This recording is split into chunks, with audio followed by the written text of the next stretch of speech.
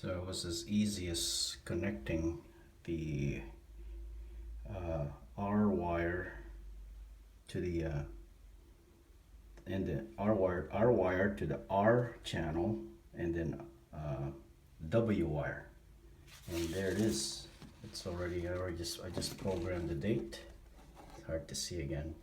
There's the Honeywell. I'll read you the model number here in a moment. It's the RTH 6350, RTH 6450.